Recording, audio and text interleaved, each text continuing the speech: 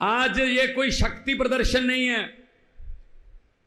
आज सिर्फ हमने जनता तक ये बात पहुंचानी है कि कैसे आपके अधिकारों को छीना जा रहा है। आप धूप में, आप धुंध में, ठंड में, गर्मी में खड़े होकर पोलिंग बूथ पर लाइन में लगकर वोट डालते हो कि ये मेरा पसंदीदा नेता है, मैं इसको अपने हल्के से विधानसभा भेजूंगा तो अच्छे कानून बन के आएंगे, मेरे इलाके का काम होगा। लेकिन मोदी साहब, ये भाजपा वाले ये चाहते ही नहीं है इनके बिना किसी और की गवर्नमेंट बन जाए। अगर चुनाव से भाजपा की गवर्नमेंट किसी राज्य में नहीं बनती तो ये उपचुनाव से बना लेते हैं। उसके 25 खरीद लो, 30 खरीद लो, फिर दोबारा उपचुनाव करवा लो, बाई इलेक्शन करवा लो, फिर कह दो राज्यपाल को सुबह 4 बजे जगा लो, जी ओथ सेरेमनी है, एक बार मुख्यमंत्री को ओथ दिलवा दो, बाकी बाद में देख लेंगे।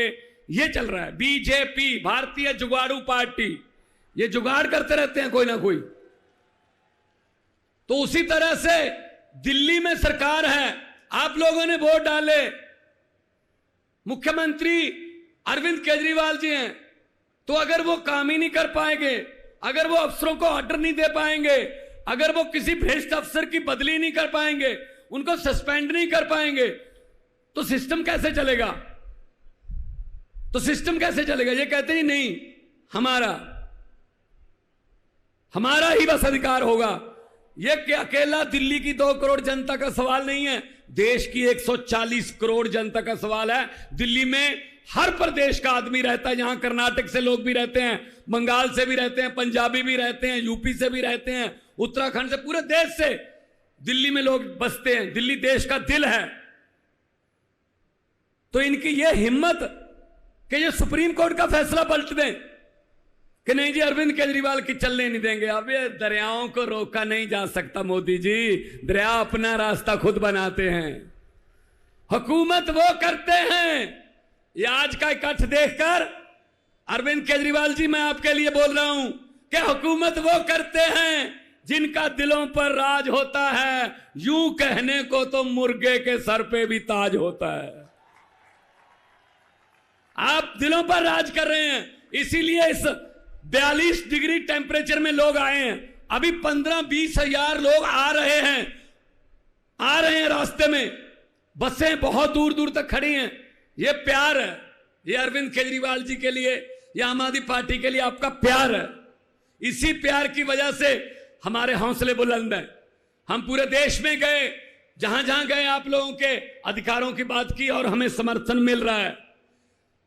ये ऐसा कपिल सिब्बल जी, ये तो फिर भी चलो इन्होंने कर रखा है कि एलजी है, ये फुल स्टेट है पंजाब। हमारा राज्यपाल हमें बजट सेशन बुलाने की इजाजत नहीं दे रहा था, हमें सुप्रीम कोर्ट आना पड़ा, जी बजट सेशन बुलाने दो। सुप्रीम कोर्ट ने कहा बजट सेशन होगा, इजाजत दो। बजट सेशन के पहले 4-5 दिन पहले मंत्रिमंडल की मीटिंग होती है, जो सरकार की प्राप्तियां होती हैं, उपलब्धियां होती हैं, वो लिखकर गवर्नर को दी जाती हैं कि मेरी सरकार ने ये किया, मेरी सरकार ने ये किया। तो उसने कहा हाउस में आके, कहता मैं इसमें मेरी सरकार नहीं कहूंगा। मैंने कहा फिर किसकी सरकार है? कहता माई गवर्नमेंट नहीं कहूंगा। मैंने कहा जी मुझे सुप्रीम कोर्ट जाना पड़ेगा फिर दोबारा। You have to say that, ये मंत्रिमंडल द्वारा पास किया हुआ भाषण है, you have to read it word by word. बोला भाई साहब, फिर बोलना पड़ा। तो ये हर स्टेट के कोई ना कोई डिक्का, कोई ना कोई अड़चन करते रहते हैं, ये नहीं चलेगा। तो आज की ये अध्यादेश को बचाने की, ये लोकतंत्र को बचाने की रैली है। कहने को तो हम biggest democracy of the world हैं, लेकिन है लोकतंत्र? कहीं पे लोकतंत्र बचा है? भाई साहब, जनता को इकट्ठा होना पड़ेगा। 140 करोड़ लोगों को इकट्ठे होके देश को बचाना पड़ेगा। ये देश शहीद आजम भगत सिंह, राजगुरु सुखदेव, चंद्रशेखर आजाद, अशफाकुल्लाह, सुभाष चंद्र बोस, हजारों शहीदों ने कुर्बानियां लेके ये देश लेके दिया था। ये किसी के बाप की जगीर नहीं है कि मैं ही इस पे राज करूंगा, मैं ही इस पे राज करूंगा। ये देश 140 करोड़ लोगों के पुरखों ने लेके दिया है, बुजुर्गों ने लेके दिया तसीहे झेल के। ये अपने आप को मालिक समझने लगे हैं, ये अपने आप को समझते हैं हम ही राज करेंगे। अगर 140 करोड़ जनता समय पे, बस समय क्या रह गया भाई साहब, 1 साल रह गया। अगर 140 करोड़ जनता ये तय कर ले कि हमने देश को बचाना है तो देश बच जाएगा। वरना ये मीडिया वाले खड़े हैं, दिखाना है दिखा दो, वरना चलो आने का शुक्रिया, चलो ये कैमरे लेके तो आ गए, चलो चलाना ना चलाना तो इनके बॉसेस का काम है, कम से कम हमारी तरफ मुंह तो कर रखे कैमरों के। ये इतने अहंकारी हो गए हैं बीजेपी वाले। अगर ये 2024 में जीत गए, ये संविधान बदल देंगे, उसके बाद इलेक्शन नहीं होंगे देश में। प्रधानमंत्री जी हमारे नरेंद्र पुतिन बन जाएंगे, नरेंद्र मोदी की जगह।